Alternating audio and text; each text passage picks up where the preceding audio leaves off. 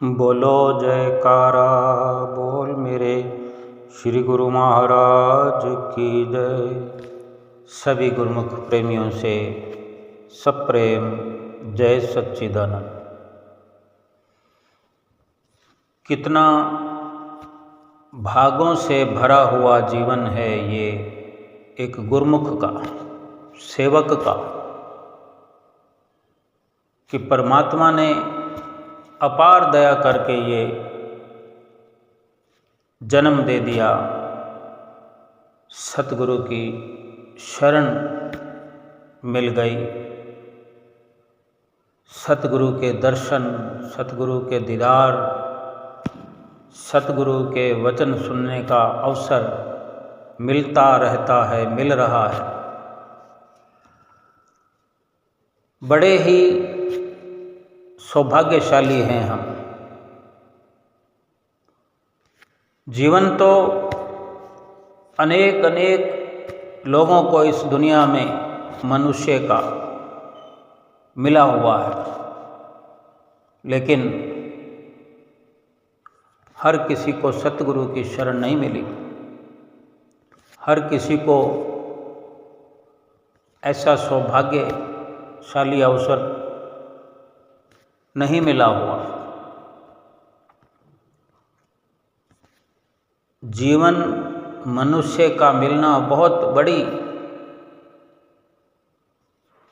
एक उपलब्धि है, उपहार है प्रभु की ओर से। लेकिन बस इतना ही। लेकिन अब मनुष्य जीवन प्राप्त होने के बाद अगर इसका लाभ ना मिले, मनुष्य जीवन का लाभ क्या है ये समझ ना मिले, पिछले प्रारब्ध कर्मों के अनुसार, पुण्य कर्मों के अनुसार ये मनुष्य का जीवन मिला है। लेकिन मनुष्य जीवन में कुछ ऐसे कार्य न करें जिसके लिए मनुष्य जीवन मिला, वो काम न करें जिसके लिए मनुष्य जीवन मिला, तो फिर बाकी तो आम इंसान की जिंदगी को हम देख समझ कर शिक्षा प्राप्त कर सकते हैं, समझ सकते हैं कि उनका क्या होगा। पुण्य कर्मों से ये जीवन मनुष्य का तो मिल गया, लेकिन इस मनुष्य जीवन में अगर भक्ति नहीं की तो फिर मनुष्य जीवन का लाभ क्या उठाया। आज सतगुरु ने अपनी दया करके जो हम पर मेहरबानियाँ की हैं, उपकार किए हैं, उपकार पर उपकार किए चले जा रहे हैं, कि अगर हमें मनुष्य जीवन दे करके यूं ही खुला छोड़ दिया होता कि जाओ भाई मनुष्य जीवन तुम्हें मिल गया है, अब तुम जानो तुम्हारा काम, तुम्हारी क्या अकल है, क्या बुद्धि है, उसके अनुसार जीवन निर्वाह करो, जीवन व्यवहार करो और ये मनुष्य जीवन पूरा कर लो, तो हम क्या करते? क्या हमें समझ थी कि 5 नियम क्या हैं, भक्ति क्या है, श्री आरती पूजा क्या है, सेवा क्या है, सत्संग क्या है, दर्शन क्या है, ध्यान क्या है, सुमरन भजन अभ्यास क्या है? कैसे पता चलता? हालांकि बड़े बड़े ग्रंथ छपे हुए हैं, बड़े बड़े ग्रंथ लिखे जा चुके हैं, वेद शास्त्र लिखे जा चुके हैं, उनको पढ़कर भी क्या हम अपनी अक्ल बुद्धि से जान पाते कि कैसे भगवान का नाम जो है सुमरन करना है और वो नाम कहाँ से प्राप्त होगा, कहाँ से हमने वो नाम की प्राप्ति करनी है, सत्संग कैसे करना है, सेवा कैसे करनी है, ये 5 नियम जो हैं अपने आप में एक दूसरे के पूरक हैं। अगर आरती पूजा पहला नियम है तो आरती पूजा से वो सारी शिक्षाएं मिलती है, आरती पूजा के शब्दों से वो सारी समझ मिलती है अगर हम समझना चाहें।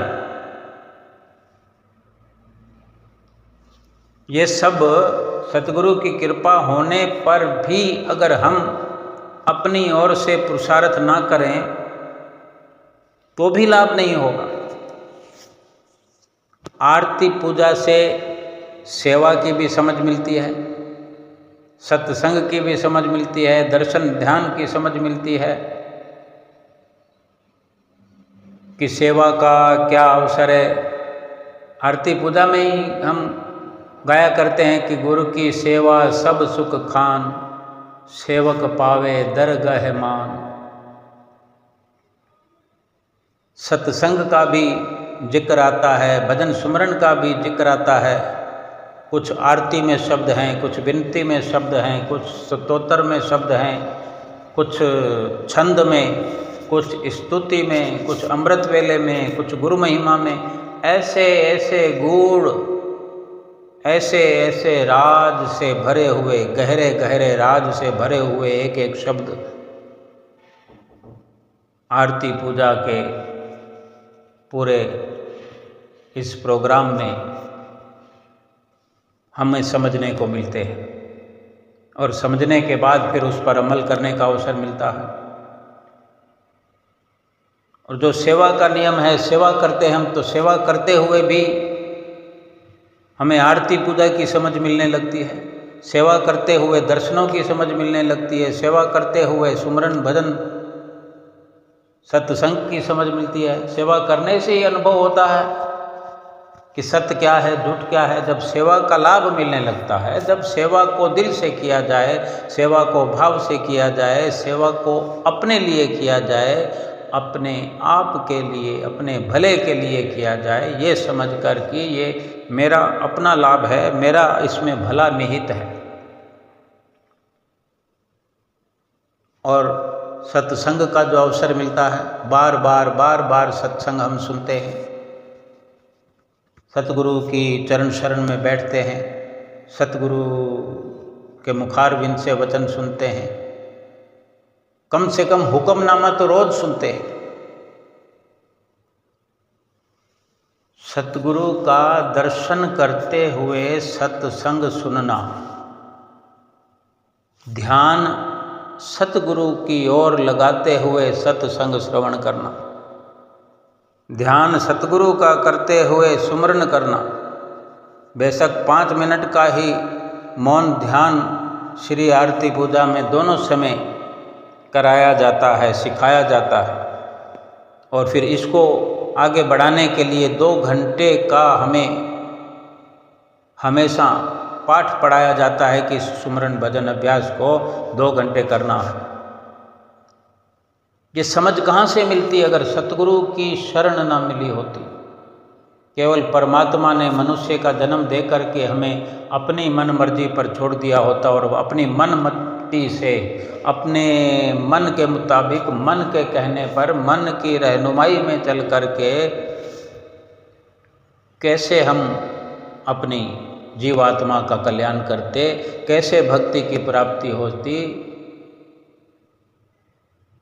इसलिए ये जीवन मनुष्य का बड़े सौभाग्य से मिला हुआ है और उस पर एक से बढ़कर एक सौभाग्य बनते चले गए हैं कि सतगुरु का संग मिला, भक्ति का रंग मिला, 5 नियमों की 2 घंटे भजन अभ्यास की पालना करने का जीवन उद्धार का ढंग मिला। अपनी मर्जी से हम क्या कर पाते, हमें क्या समझ है। एक इंसान को जिसको सतगुरु की शरण नहीं मिली उसको कितनी समझ है। जो अपनी मन मर्जी से, मन की मति पर, मन के कहने पर, अपनी मर्जी और अपनी इच्छा पर जो जीवन को जी रहा है, बेशक भगवान को चाहता है, भगवान को पाना चाहता है, भगवान से मिलने की तमन्ना भी है, बहुत कुछ जानता है, बहुत कुछ समझता है, लेकिन सतगुरु की शरण न मिलने के कारण जो अपनी मन मर्जी से वो कार्रवाई कर रहा है, कभी इधर चल पड़ता है तो कभी उधर चल पड़ता है। किसी ने कहा इधर चलो तो इधर चल गया, कभी किसी ने कहा कि उधर चलो तो उधर चल गया। तो ये मन जहाँ जहाँ उसको ले जाता है चलता रहता है अपने मन की मति पर। और मन की मति का त्याग करना भी गुरुमति के कारण संभव हो सकता है। गुरु की मति तू ले अयाने, गुरु की मति बिना बहु डूबे सयाने। महापुरुष फरमाते हैं, ए जीव गुरु की मति धारण कर, यानी गुरु की शरण लेकर के गुरु की मति पर चल, गुरु के विचारों पर चल, क्योंकि गुरु की मति के बिना, सतगुरु की शरण बिना बड़े से बड़े सयाने चतुर इस दुनिया में आकर भव सागर में डूब गए हैं, डूबते रहे हैं, डूबते चले जा रहे हैं और डूबते रहेंगे। सतगुरु की शरण मिल जाने से जो हमें समझ आई है, आज हम खुद अनुभव करें कि सतगुरु ने हमें जीना सिखा दिया है। सतगुरु ने इस संसार में, इस भवसागर में रहना सिखा दिया है और सुख से रहना सिखा दिया है, सुख पूर्वक रहना सिखा दिया है। सुख कैसे मिलता है ये सिखा दिया है। लोक भी सुख से भरपूर और परलोक भी हमारा सुख पूर्वक व्यतीत हो जाए, इसकी सारी युक्तियां हमें समझा दी है, सारी उपलब्धियां हमें करा दी है। और जब दर्शन करते हैं, दर्शन करते हुए वास्तव में जो ध्यान हम लगा रहे होते हैं, दर्शन कर रहे होते हैं, हमारी सूरत सतगुरु के दीदार में लगी होती है, क्या अनुभव होता है उस वक्त? क्या कभी हमने सोच विचार करके अनुभव करें कि जब सतगुरु का हम ध्यान लगाए हुए सतगुरु का दीदार सतगुरु के चरणों में बैठ कर के करते हैं, हमें अपने पापों की, हमें अपने गुनाहों की एक लंबी फहरिस्त नज़र आती है, एक लिस्ट बनी हुई नज़र आती है। अपने गुनाह याद आने लगते हैं, अपने पाप कर्म याद आने लगते हैं जो इस जन्म में हमसे हो रहे हैं। हम कितना झूठ बोलते हैं, कितना कपट करते हैं, कितनी ठगियाँ करते हैं, कितनी हेरा फेरियाँ करते हैं, किसी को ऊंची नीची बात करते हैं, चालाकियाँ करते हैं। कोई चालाकी करके किसी सीधे साधे इंसान के साथ अपने विचारों को थोप करके ये समझते हैं कि मैंने उसे शीशे में उतार लिया। ये नहीं सोचते कि हमें भी कोई शीशे में उतार रहा है। भगवान सब देख रहे हैं। यही तो संसार में हो रहा है। आज हम चारों तरफ नज़र उठा के दें, कोई समाचार पत्र पढ़ें, कोई किसी भी प्रकार की खबर देखें, टीवी में खबर देखें, सोशल मीडिया का ये ज़माना है, चारों ओर से कोई खुशी की लहर या खुशी की खबर आती हुई नज़र आती है हमें। कभी सुबह से लेकर रात तक कोई हमने अनुभव किया आज तक कि संसार में कोई खुशी की लहर आई है, कोई सुख का पैगाम आया है? ये संसार भगवान ने रचा है, ये संसार की रचना भगवान ने रचाई है। तो भगवान क्या हमारा भला नहीं चाहते? अगर भला ना चाहते होते तो हमें ये मनुष्य जन्म क्यों देते? भगवान को हम पर दया ना आई होती, भगवान दया करने वाले ना होते, दयालु ना होते, तो ये दया हम पर कैसे उतरती? क्योंकि संसार में 84 लाख योनियों में विचरण करने वाले भी तो करोड़ों करोड़ों अरबों अरबों जीव जंत हैं यहाँ पर। कीड़े मकोड़े, मच्छर मक्खी, किरंदे परिंदे, सांप बिच्छू, अनेक प्रकार के जीव जंतु हैं। अगर दया हम पर ना आई होती, पुनीत कर्म हमारे जो फलीभूत हुए वो देख करके उन्होंने हम पर कृपा न की होती, तो फिर मनुष्य जन्म थोड़े ही मिलता। जहाँ इतने जीव जंतु हैं तो हमें भी उन्हीं श्रेणी में डाल दिया होता। लेकिन परमात्मा ने, प्रभु ने, भगवान ने छंटनी की है, हमारे एक एक पुण्य कर्म को जोड़ा है। अगर अनेक जन्मों के पुण्य कर्मों को जोड़ जोड़ करके एक श्रृंखला बनाकर, एक कड़ी में पिरो करके ये मनुष्य जन्म मिल सकता है, तो सोचो इस मनुष्य जन्म में अगर हम ऐसे पुनीत कर्मों का अंबार लगा दें, ढेर लगा दें, तो फिर करोड़ों जन्मों के पुण्यों को जोड़ने की जरूरत क्यों मिले, क्यों पड़े, क्यों श्रृंखला बनानी पड़े, अनेक जन्मों के पुण्य कर्मों को ढूंढना पड़े, इकट्ठा करने पड़े। इसी एक मनुष्य जीवन में, इसी एक जन्म में इतनी हमको पावर दी है, ये मनुष्य जन्म में ही पावर दी है, अवसर दिया है। लेकिन सतगुरु की शरण मिल जाने के बाद मनुष्य जीवन पाकर, ये विशेष अवसर पाकर विशेष कार्य यही करना है कि सतगुरु की शरण हासिल करना है। अगर सतगुरु की शरण हासिल नहीं हुई तो फिर कुछ भी नहीं हुआ। क्या कर पाएंगे हम? पिछले जन्मों के अनुसार, जब मनुष्य जन्म हमें मिल गया है, उस पिछले जन्मों के अनुसार सुख और दुख भोगते रहेंगे। कभी शरीर पर हम दुख देखेंगे, कभी सुख देखेंगे, कभी अच्छा हो रहा है, कभी बुरा हो रहा है, कभी ठीक, कभी बेठीक, कभी ऊपर उड़ रहे हैं, कभी नीचे गिर रहे हैं। तो इनका कोई ऐसा लाभ नहीं हो सकता, क्योंकि जब अच्छे और बुरे से, लाभ और हानि से ऊपर उठ करके सतगुरु की मति पर चल करके कर्म ना किए जाएं, एक ही जीवन में सारी पिछले जन्मों जन्मांतरों की जो लिखा पड़ी है, जो लेखा जोखा है, जो बही खाता है, वो सब का सब मिटाना है, तो सबसे पहले सतगुरु की शरण में आना है। क्योंकि सतगुरु की शरण में आने से ही सतगुरु ऐसी युक्ति बताते हैं, ऐसी तरकीब बताते हैं कि एक एक श्वास के अंदर हजारों हजारों, लाखों लाखों, करोड़ों जन्मों के पाप कर्म भस्म हो जाते हैं। वो सुमरन है, वो ध्यान है, वो भजन अभ्यास है।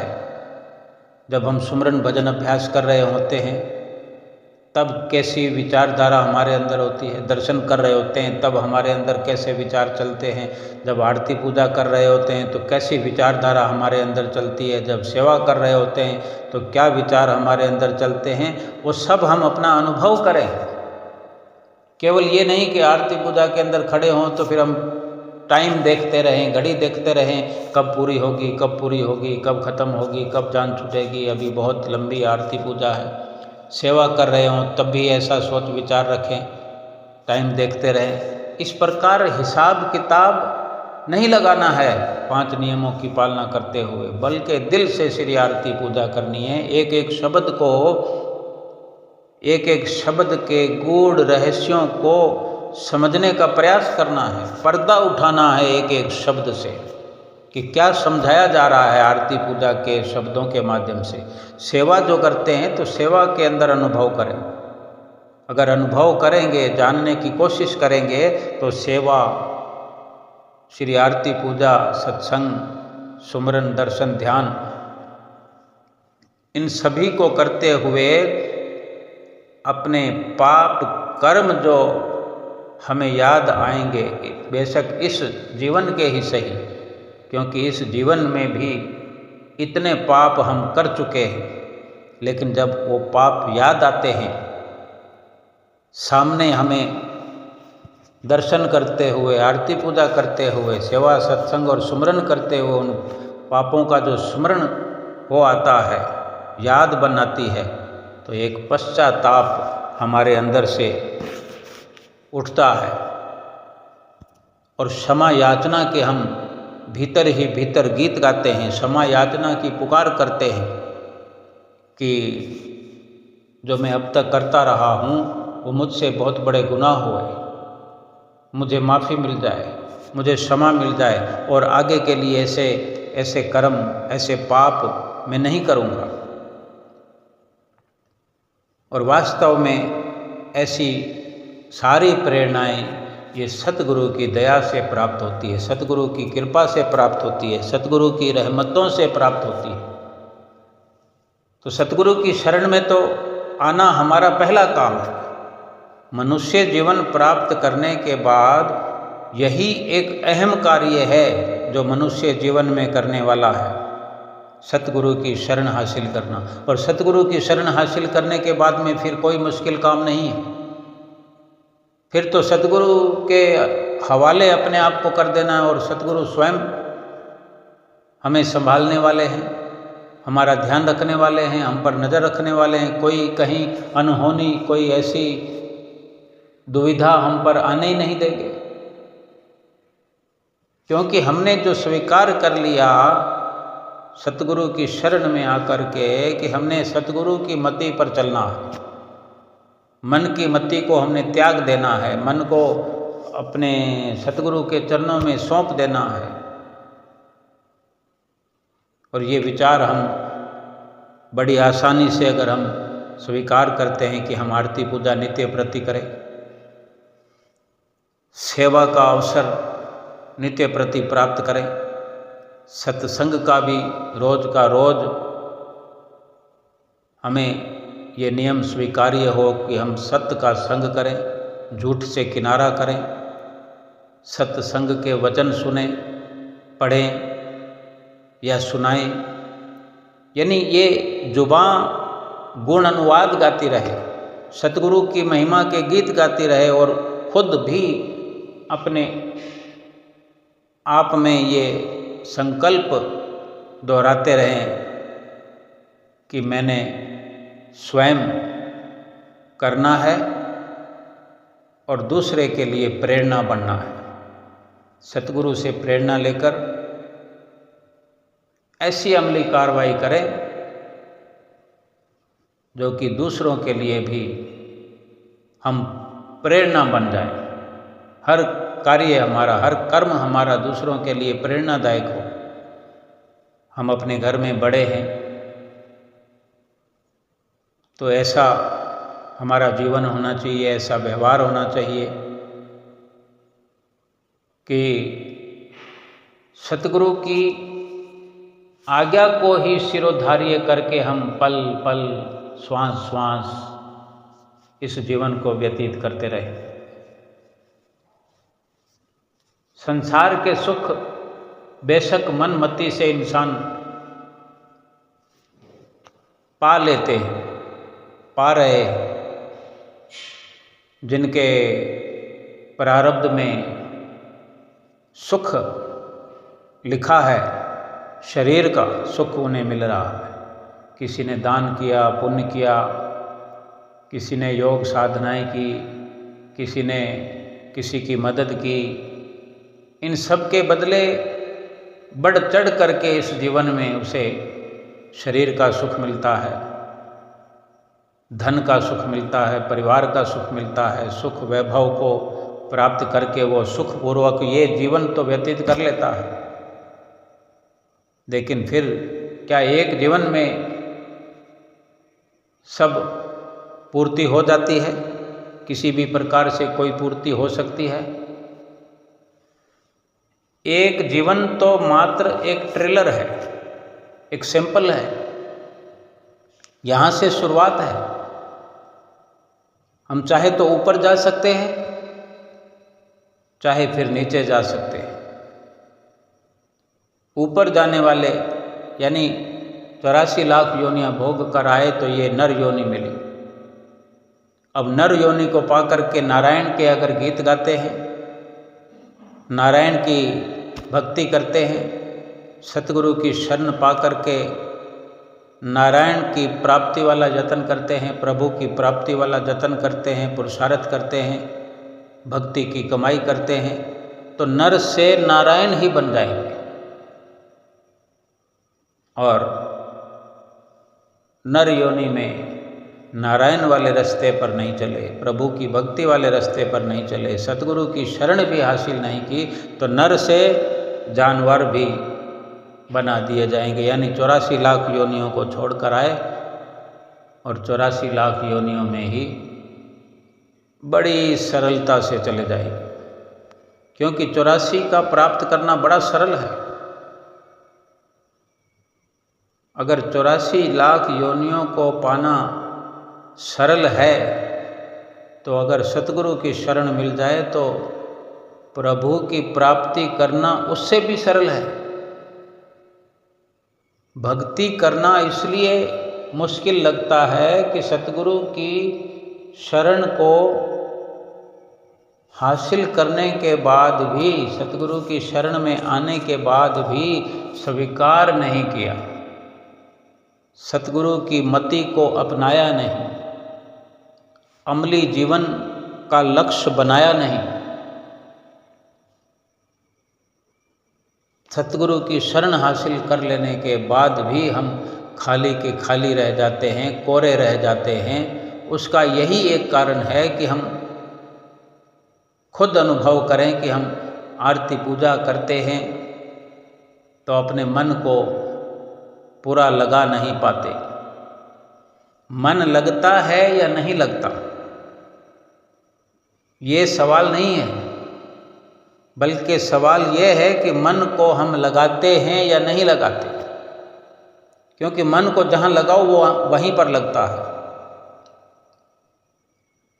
सारे संसार के कार्य करते हैं तो क्या बिना मन के लगाए करते हैं? मन लगता है, मन को लगाते हैं तभी तो वो कार्य सफल होता है। भक्ति में ही सफलता क्यों नहीं मिलती? कि हम मन को लगाते नहीं। जो भक्ति में मन को लगाते हैं, लगा लेते हैं, उनके लिए भक्ति आसान हो जाती है, सरल से सरल हो जाती है।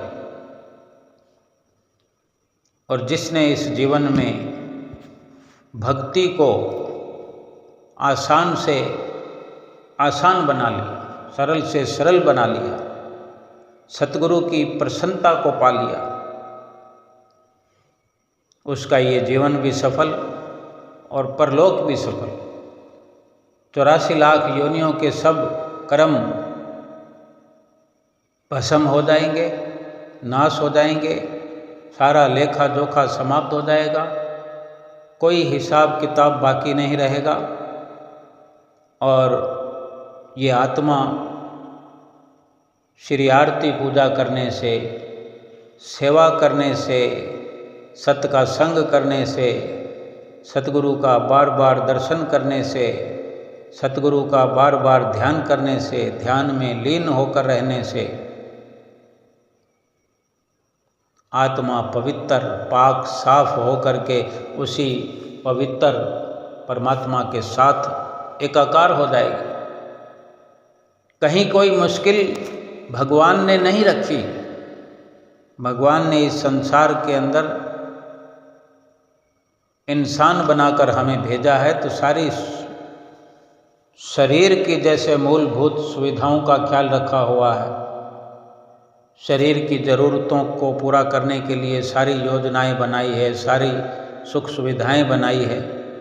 तो सोचो, शरीर के लिए इतना सब पुरुषार्थ अगर भगवान हमारे लिए कर रहे हैं, तो क्या हमारी आत्मा के लिए उन्होंने कोई योजना नहीं बनाई, कोई विचार न किया होगा?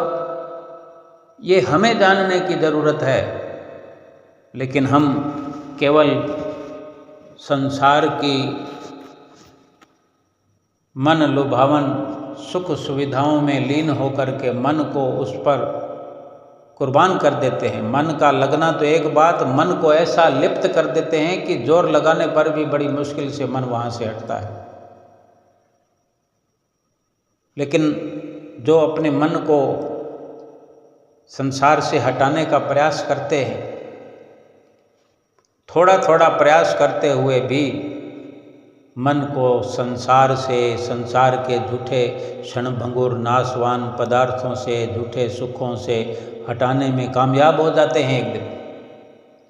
सतगुरु की शरण का मिलना ये पहली निशानी है कि वो सारे संसार के झूठे सुखों से हमें छुड़ाते हैं।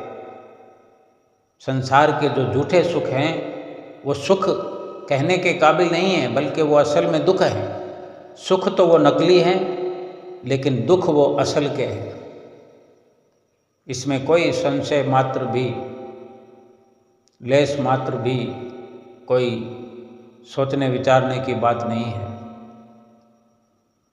जो वस्तु नकली है उससे कोई उम्मीद नहीं रखी जा सकती। वास्तव में असल जो चीज़ है इस संसार में वो मालिक का नाम है, वो प्रभु का नाम है, जिसका भजन सुमरन करना इस जीवन का पहला काम है। ये जन्म मनुष्य का मिलना भी इसी बात की निशानी है कि प्रभु नाम का सुमरन किया जा सके, भजन अभ्यास किया जा सके, भक्ति की कमाई की जा सके। तभी तो इस लोक से जो झूठे सुखों की हमें बार बार प्राप्ति होती है, हम असल सुख समझ के उसको पाने की कोशिश करते हैं, लेकिन जब हमारे हाथ में कुछ वो सुख का लेस मात्र परछावा आता है, हम थोड़ा बहुत सुख प्राप्त करते हैं, उससे पहले वो दुख बन करके हमारे सिर पर नाचने लगता है। अनुभव तो हमें होता है कि अरे ये भी दुख था, ये भी दुख था, मैंने तो सुख समझा था। संसार के रिश्ते नातों में सुख मानते हैं, सुख मानकर ही रिश्तों को बढ़ाते रहते हैं। कितने दूर दूर के रिश्तों तक हम लेन देन करते हैं, व्यवहार करते हैं, कहाँ आना जाना हम कर रहे हैं, कहीं आ रहे हैं, कहीं जा रहे हैं, कहीं ब्याह हो रहा है, कहीं सगाई हो रही है, कहीं जन्मदिन की बधाई हो रही है, कोई संसार से जा रहा है, तो वहाँ पहुँच करके कितना एक दूसरे के साथ रेस्पेक्टफुल जीवन का व्यवहार करते हैं, लेकिन उन मिलता क्या है उसमें, सिवाय दुख के कुछ भी नहीं है। एक दिन समझ आती है कि हाय मैंने क्या किया, पूरा जीवन मैंने यूं ही गंवा दिया, मुझे पहले पता होता तो ऐसे झूठे रिश्ते नातों पर मैं अपना समय बर्बाद ना करता, अपना जीवन बर्बाद नहीं करता। समझाने को तो सतगुरु समझा रहे हैं, लेकिन हम समझ पाएं तब। हम आंख बंद करके संसार पर, संसार के झूठे सुखों पर विश्वास करते चले जा रहे हैं। सतगुरु की शरण में जब भी हम बैठते हैं, सतगुरु के वचनों की कोई पुस्तक, कोई किताब लिखी हुई हम पढ़ते हैं, उसमें भी साफ साफ लिखा हुआ है कि संसार के जो भी सुख नज़र आते हैं वो दिखने के हैं केवल, लेकिन असल में वो दुख हैं, जहर की तरह। ये फल मीठे जहर भरे, सुख थोड़ा विपद घनेरी। ये फल मीठे लगते हैं, लेकिन ऊपर ऊपर से जब मुंह में उस फल को चबा लिया जाता है, उसको गिटने पर आते हैं, उसको गटकने पर आते हैं, तब एहसास होता है कि ये मीठा तो जुबान पर लग रहा था, लेकिन गले से नीचे उतरता हुआ जहर की मानिद उसका स्वाद आने लगा है। अब क्या करें, वो हमारे अंदर पहुंच जाता है जहर, और जो जहर के प्याले रात और दिन पिएगा तो मूर्छा तो आएगी। लेकिन जो संतों महापुरुषों के कहने मुताबिक सतगुरु की मति के अनुसार चलेगा, सतगुरु जो आगाह हमें हर वक्त करते हैं कि ये दिखने में केवल सुख नजर आते हैं, असल में ये दुखों के सिवा कुछ नहीं है। सुख थोड़ा ऊपर परत चढ़ी हुई है, सुख की केवल परत चढ़ी हुई है, दिखावे की, हमें बरगलाने के लिए, हमें फंसाने के लिए। जैसे कोई ठग किसी से ठगी करता है, पीतल पर कोई पीले रंग की या सोने की परत चढ़ा दी जाए, पानी चढ़ा दिया जाए,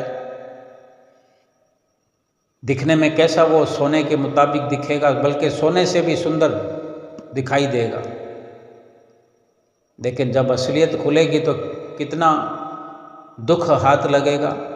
कितनी खुशी हुई थी वो खरीदते वक्त कि सोना सस्ता मिल रहा है, ये नहीं विचारा कि ये सोना है कि पीतल है। लेकिन जब पोल खुली तो पता चलेगा कि इतना कुछ खर्च कर दिया और हाथ में आया क्या, सोने के बदले पीतल।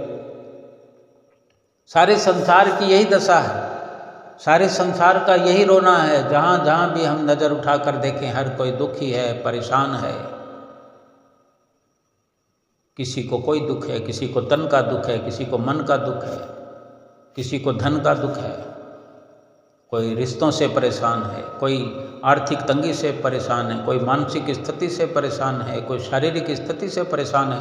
लेकिन जो सतगुरु की मति पर चलता है, सतगुरु के कहने पर चलता है, सतगुरु के वचनों की पालना करता है, वो दुखी नहीं है, क्योंकि वो संसार भर पर भरोसा ही नहीं करता। वो केवल और केवल सतगुरु की मति लेने का, सतगुरु की मति पर चलने का यही एक इशारा है कि वो अपने मन की कहने पर नहीं चलता है और अपने मन को सतगुरु के चरणों में सदा सदा के लिए सौंप दिया है। और सतगुरु क्या कहते हैं, सतगुरु की क्या मति है, सतगुरु का क्या विचार है हमारे लिए, सतगुरु की क्या हमारे लिए हिदायत है, क्या शिक्षा है, वो फिर हम समझने के लिए क्यों देर लगाएं। सीधा सीधा समझाते हैं रोज। आज भी श्री प्रयाग धाम में ये सत्संग श्री दर्शन हॉल में महात्मा जी सुना रहे थे। गुरुमुख प्रेमी कहाँ कहाँ से आकर के सतगुरु के सामने खड़े होकर दर्शन भी करते हैं, भेटा पूजा भी करते हैं। कैसे निमाणे बन करके, झुक करके, अपने आप को झुका झुका करके सतगुरु के आगे अपने धन भाग मनाते हैं। ये सतगुरु की मति तो है। संसार में कोई किसी चीज़ की कमी नहीं है, क्यों ऐसे सतगुरु के दरबार में जंगलों में चले आते हैं गुरुमुख प्रेमी। इतनी दूर दूर से कष्ट सहन करके, सफ़र की थकान से कोई किसी काम को छोड़कर, कोई किसी काम को छोड़कर आता है। सतगुरु की मति पर चलते हैं, सतगुरु की शरण पा करके सतगुरु का कहना मानते हैं, तभी बार बार सतगुरु के चरणों में चले आते हैं। और अपने घर में सुबह शाम की दोनों समय की आरती पूजा रोज करना, सेवा करना, सत्संग करना, सुमरन दर्शन ध्यान करना, ये इस बात का प्रतीक है कि जिन्होंने अपनी मन मर्जी को सन्मुख नहीं रखा। मन तो कहता है कि कोई अच्छा काम कर ही मत, मन तो कहता है जीवात्मा का कल्याण कर ही मत, चलने दे ऐसे। जो जीवन पहले भोगता आया है, पशु योनियाँ, कीड़े मकोड़े बनता है, फिर से बन जा। लेकिन नहीं, सतगुरु की शरण मिल जाने पर ये जीव मन के भुलावे में नहीं आता, इसीलिए मन को सौंप देता है। और सतगुरु ने क्या योजनाएं हमारे लिए बनाई है, सतगुरु ने क्या हमारे लिए अपने तन पर कष्ट सहन करके ये भक्ति के गूढ़ नियम बनाए हैं, गहरे राज से भरे नियम बनाए हैं। एक एक शब्द का लाभ उठाया जा सकता है, हम इसी जीवन में लाभ उठा सकते हैं और उठाएं। श्री गुरु महाराज जी हम जैसे सेवकों को, गुरुमुख प्रेमियों को ना तो इस लोक में दुखी देखना चाहते हैं, ना परलोक में दुखी देखना चाहते हैं, ना हमें शरीर से दुखी देखना चाहते हैं, ना हमें धन से दुखी देखना चाहते हैं, ना मन से, ना आत्मा से।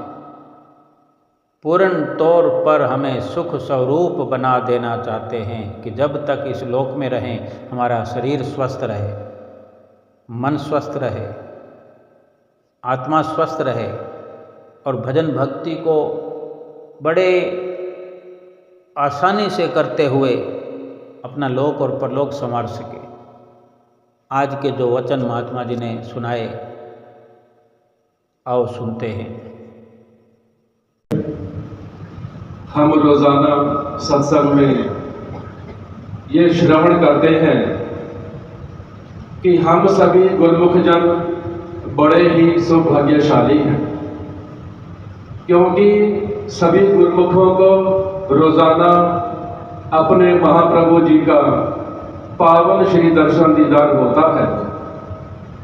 कहते हैं पहले तो मानुष जन्म का प्राप्त होना दुर्लभ है। अगर मानुष जन्म प्राप्त हो भी गया तो महापुरुषों के संगति प्राप्त होना उससे भी ज्यादा दुर्लभ है। अगर महापुरुषों की चरण शरण प्राप्त हो भी गई तो महापुरुषों का दर्शन दीदार उससे भी महादुर्लभ संयोग है। अब हमारे ऊपर महापुरुषों की कितनी अपार कृपा है कि उनकी रहमत से हमें मानुष जन्म भी प्राप्त हुआ और उनकी कृपा से ही पावन चरण शरण भी प्राप्त हुए और उनकी रहमत से ऐसा नजदीकी में पावन श्री चरण कमलों के छत्र छाया में बैठ करके पावन दर्शन दीदार करने का एवं शुभ आशीर्वाद प्राप्त करने का सौभाग्य मिला है। ये महापुरुषों के हम सेवकों पर कितने अनंत उपकार हैं।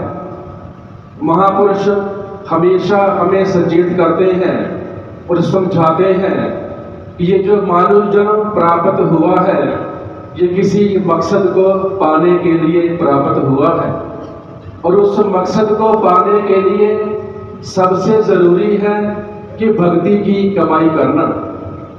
भक्ति की कमाई करने के लिए महापुरुषों ने अपनी रहमत करके कितने आसान से आसान भक्ति के साधन बनाए हैं। अगर हम बैठकर गहराई से विचार करें, अगर महापुरुषों ने ये भक्ति के साधन ना बनाए होते और हमारे ऊपर ही छोड़ दिया होता, फरमाया होता आपको मानव जन्म प्राप्त हुआ है और भक्ति की कमाई करो, तो हम भक्ति की कमाई करने के लिए साधन कहाँ से ढूंढते। जहाँ सारा संसार भक्ति के साधन अपनाता है, अपनी मन मर्जी से किसी भी मंत्र का जाप करता है या जप तप उपवास रखता है, हम भी वही भक्ति के साधन अपना रहे होते। लेकिन जितने भी ये भक्ति के साधन हैं देखने में लगते हैं कि इनसे भक्ति की कमाई होगी, लेकिन ये देखने में पुण्य कर्म होते हुए भी सारे बंधन का कारण है। ये महापुरुषों ने कितना महान उपकार किया, हमें मानुष जन्म का मकसद भी समझाया और भक्ति की कमाई करने के लिए स्वयं अपने शरीर पर कष्ट सहन करके हमें भक्ति के साधन तैयार करके दे दिए हैं। अब ये हमारा फर्ज बन जाता है कि महापुरुषों के वचनों की हम हृदय से कदर करें। जो महापुरुष भक्ति के साधन बनाते हैं, केवल उन्हीं को अपनाने से ही जीव भक्ति का सच्चा धन एकत्र कर सकता है। अगर मनमति से कोई और साधन अपनाता है तो कभी भी उसे भक्ति का सच्चा लाभ प्राप्त नहीं होता। ये तो वही बात है, किसी इंसान को भूख लगी हो और उसके सामने खाना तैयार करके किसी थाली में परोस दिया जाए, बस उसने खाना ही है अपनी भूख मिटाने के लिए। वही महापुरुषों ने किया, हमें भक्ति का सच्चा धन प्रदान करने के लिए भक्ति के आसान से आसान साधन बना करके हमें दे दिए हैं।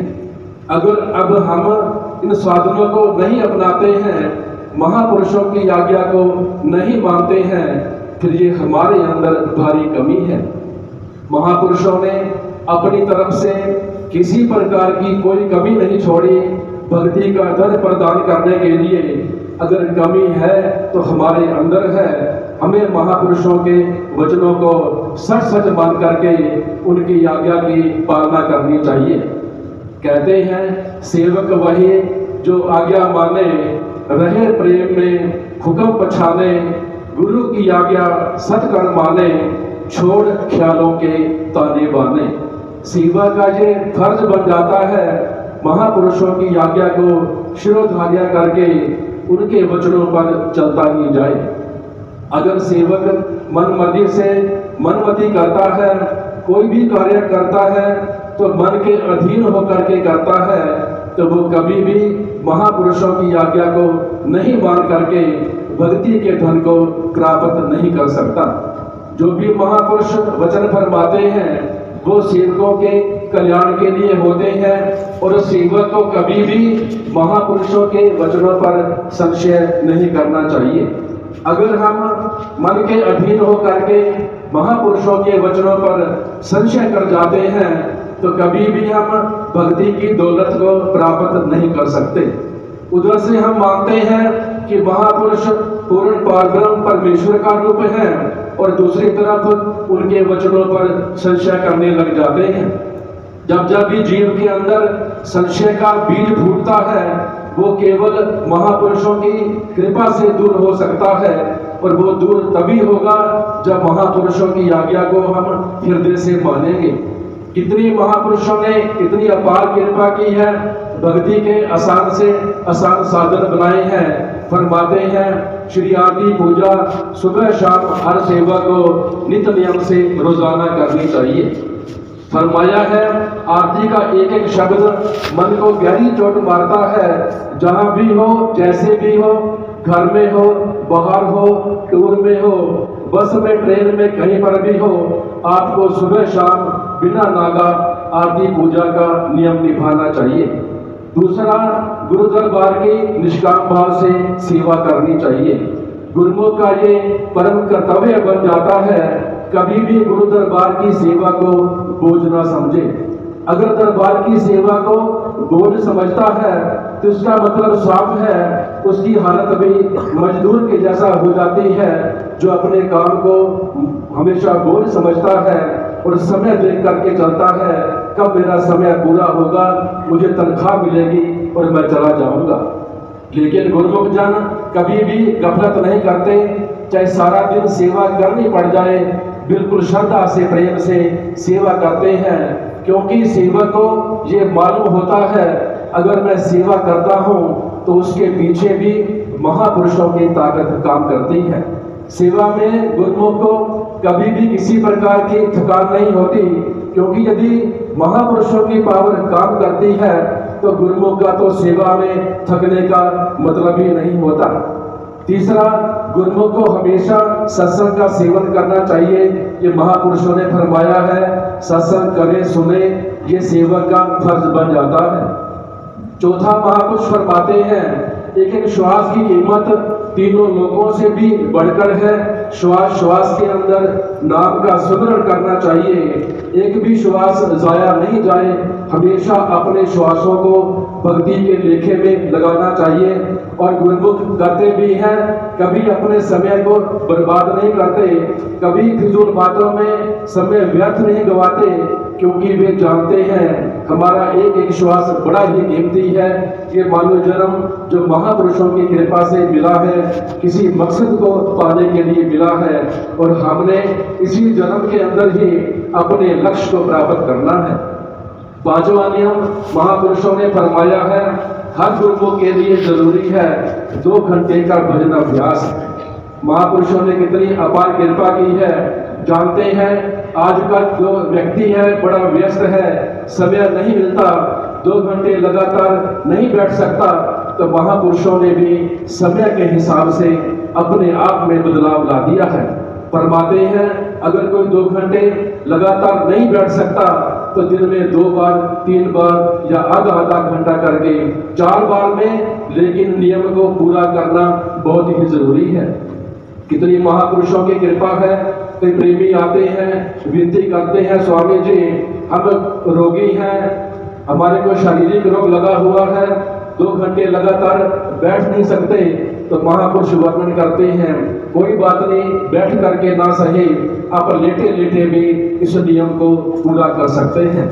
महापुरुषों ने आज के समय को देख करके कितने आसान से आसान भक्ति के साधन बना दिए हैं। किसी प्रकार का खाने का परहेज नहीं बताया, ना ही उपवास करना है। हमेशा फरमाते हैं खाओ पियो आनंद करो, लेकिन 5 नियमों की श्रद्धा से रोजाना पालना करो। जब महापुरुष हमारे ऊपर इतनी मेहनत कर रहे हैं, ऐसा आलीशान दरबार बनाया है हमारे कल्याण के लिए, हमारी जीवात्मा को परमात्मा से एकाकार करने के लिए, अब ये हमारा काम रह जाता है, हमारा परम कर्तव्य हो जाता है कि दरबार के नियमों की श्रद्धा से रोजाना पालना करते हुए महापुरुषों के आशीर्वाद को प्राप्त करके उनकी रहमत के हमेशा हमेशा के लिए पात्र बने रहें। बोलो जयकारा बोल मेरे